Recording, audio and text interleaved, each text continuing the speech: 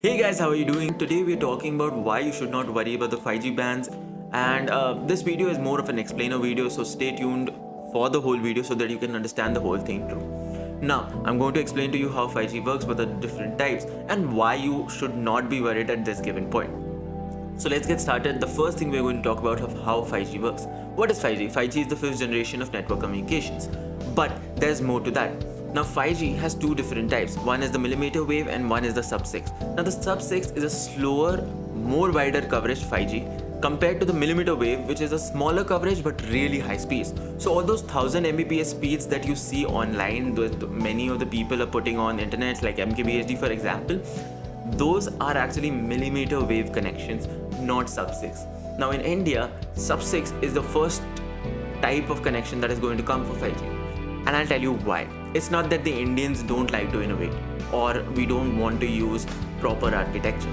There's a reason for it. When you talk about millimeter wave, for implementing millimeter wave in any area, you need to put multiple mini towers in the whole region to actually have a proper millimeter wave connection.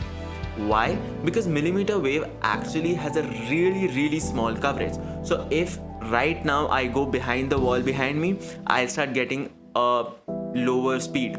I'm serious. As far as I start going away from that mini tower, I'll start getting slower and slower speeds. Now this is a major issue. Also is the cost involved in it. If you look at India is a very price centric market.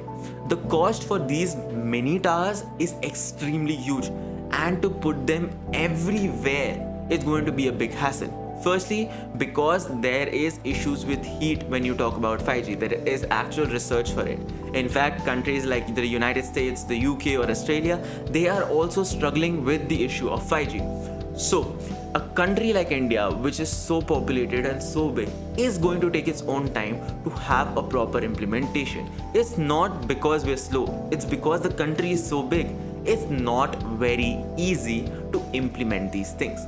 Now moving forward, right, which is going to come to India? India is going to take the first N78 band, right?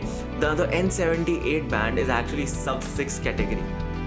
Now, how fast and how well it is going to run, only time will tell. Now the millimeter wave connection is going to be really difficult to implement and is going to take its own huge sweet time.